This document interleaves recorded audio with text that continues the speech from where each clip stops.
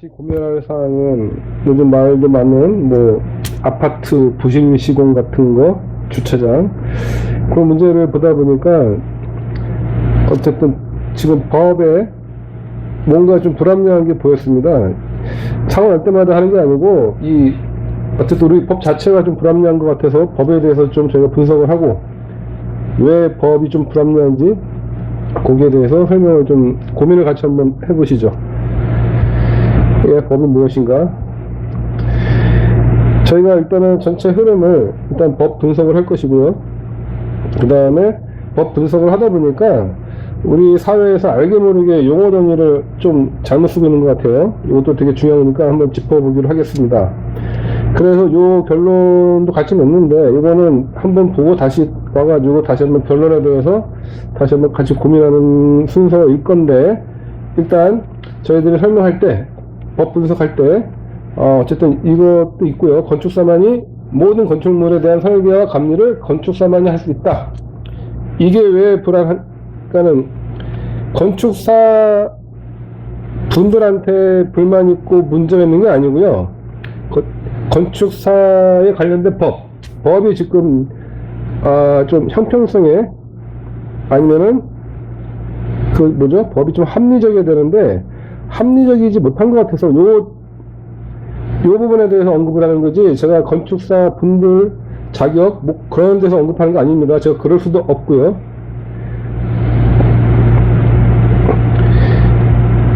일단 건축사 법부터 보시면은 건축법이 있고 건축사 법이 있는데요. 건축사 법에서 중요한 거는 일단 이 건축사라는 정의가 있는데 어쨌든 여기도 자격 시험에 합격한 사람이죠. 그 다음에 건축사 보호도 알게 모르게 이따 설명을 드릴 건데, 우리나라 기사, 이 기사가 산업기사, 뭐 기사도 있고 토목기사도 있고 그 다음에 택배기사도 있고, 그죠? 택시기사도 있고, 이게 용어가 좀 애매해요. 그래서 그거 얘기하는 거고요. 그 다음에 건축사 법을 봤습니다. 건축사 법에서 뭐 설계라는 거는 이따 건축법이 더 자세히 나오니까 여기서도 이제 여기 언급되는 거 보시고, 건축사 법에서는 건축법이든 건축사 법이든 설계 또는 공사 감리는 건축사가 아니면 할 수 없답니다. 그러니까 누구도 못하는 거죠. 마찬가지로 공사 감리도 건축사가 아니면 못한다. 이게 핵심인데, 이게 저희들이 약간 불합리하다라는 거를 얘기하는 거고요. 건축사가 불합리한 게 아니고 건축사법이 불합리한 거를 얘기하는 겁니다.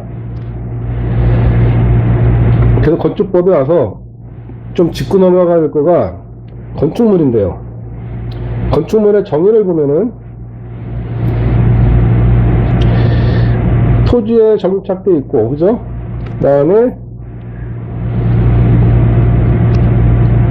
지붕과 벽이 있는 구조물하고 이에 딸린 시설물, 그러니까 지상에 노출되어 있는 시설물들은 대부분의 건축물에 속한다. 그렇게 보시면 되겠습니다. 너무 광범위하죠? 예를 들어서 교량이나 터널 그런 거는 제외인데, 그런 특수 교량 분야에 있는 시설물들 빼고 나머지는 다 건축물이다 라고 법에서 정의를 내리고 있습니다.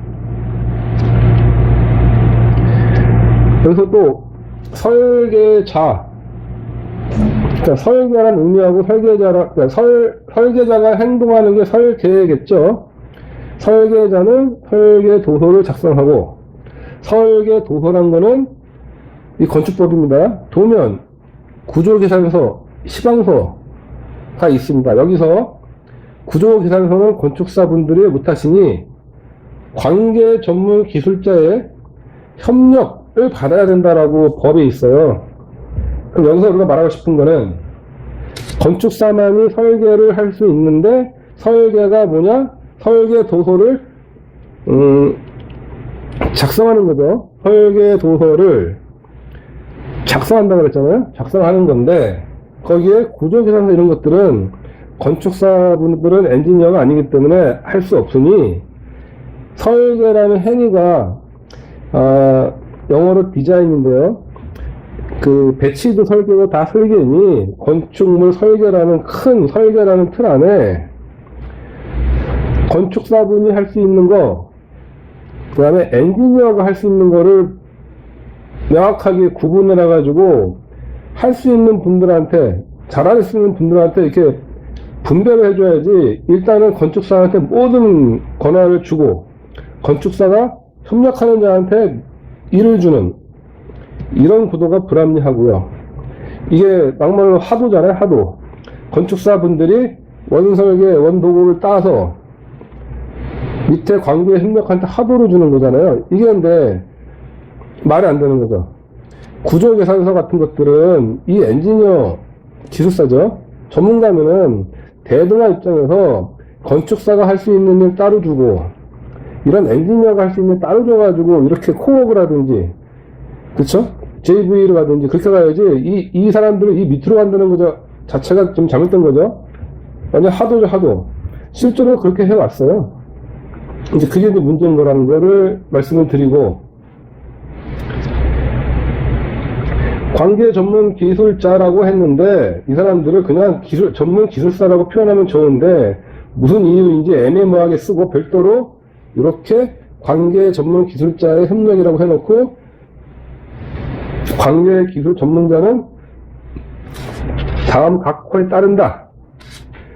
이게 뭔 뜻이 있는지 저희가 있는지 모르겠으나 그래서 다음 각호를 보니 이렇게 각호를 보니 다 기술사예요. 기술사.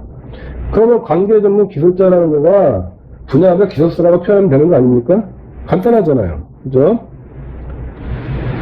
그리고 건축사가 아까 제가 엔지니어가 아니고 건축사가 구조 계산을 할 수 없다라고 했는데 그냥 건축사 자격시험을 하면 보면 대충 감이 오실 거예요. 건축사는 보통 1교시, 그 다음에 2교시, 3교시로 나뉘어서 시험을 보는 것 같아요. 그래서 1교시에는 보통 계획. 이게 긴데요. 간단하게만 보고 가죠. 일단 과제인데 배치 계획을 하라는 과제고, 그다음 과제는 인접한 지형을 고려한 연구단지에 계약한다. 다음 각 사항을 고려하여 배치를 하세요. 일단 배치죠, 배치. 배치도 영어로 표현하면 어쨌든 설계 일부분, 디자인의 일부분이니까 그건 좋아요. 그 다음에 대지 계획 두 번째. 첫 번째는 이제 65점짜리고 두 번째 1교시인데 35점짜리인가 봐요. 근데 이것도 계획인데 이거는 대지 계획. 그래서 주차 계획을 해라. 이렇게 나오는 거가 건축사 문제의 1교시고요. 2교시 갈까요? 1교시는 이제 평면 설계. 우선 이제 설계란 말이 나옵니다. 설계는 영어로 디자인인데 앞서 말한 것처럼 설계라는 거 구조계산서 도면 다 포함된 거잖아요. 배치도 설계고, 그죠? 어쨌든 건축 설계인데 평면 설계라고 하는 걸 보면은 이제 과제 개요를 보죠. 이게 문제 핵심이니까 다음 사항을 고려하여 2층 평면도를 작성하시오가 평면도 그리세우잖아요. 그리세우. 그러니까 또 배치아웃, 배치, 레이아웃 그런 거에 대해서. 그래서 여기다가 아까 말한 여기다가 평면을 이게 주어진 거예요. 여기다 입히라는 거예요. 그 다음에 이것도 65점짜리인데 설계 2인데 설계 계획인데 과제 개요. 다가구 주택을 수직 수평으로 증축하여 리모델링한 부분 평면도이다. 여기에 단면 상세도를 그리세요. 이게 구조계산 하라는 것도 아니고 조건 보면은 그 중축 또는 리모델링에 필요한 구조 내력은 이미 누군가 다 확보한 거를 갖고 있는 자료, 이 자료죠. 이미 구조 계산을 한 자료 갖고 기초는 이걸 쓰시고요. 단열점 쓰시고 이렇게 나오죠. 그러니까 재료의 치수가 이거 주어져 있어요. 이렇게 하면 이제 구조 계산을 해야 되는데 주어져 있다는 얘기인 거죠. 이게 조금 이미 해야 되는데, 그죠? 이 화면이 왜 이러죠?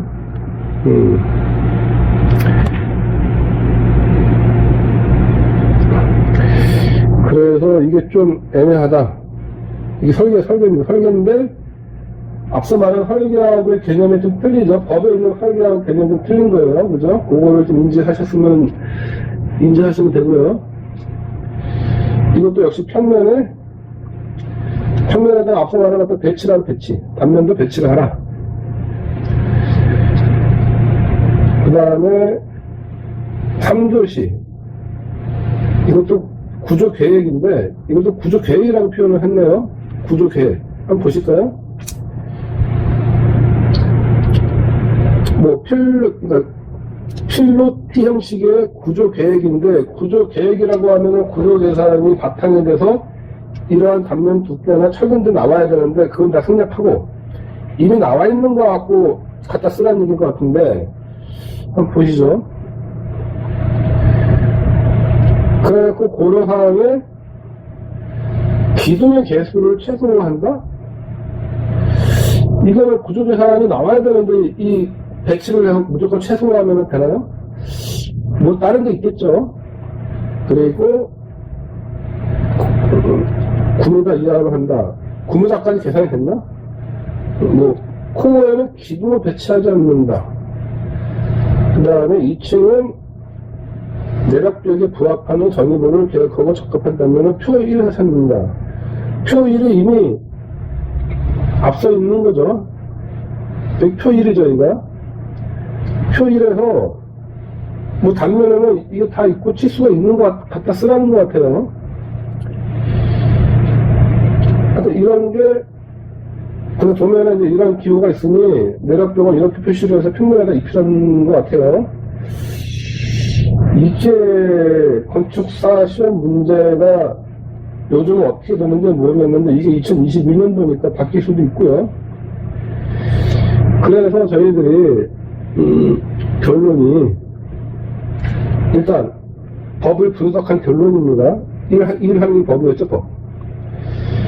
건축물의 정의가 엄청 많은 구조물을 다 포함하고 있는데 이 많은 구조물들을 건축사만이 설계, 법에서 보셨죠? 설계라는 게 뭔지, 구조계산서 포함된 설계인데 이걸 다 건축사가 못하는데 어떻게 하라는 거야?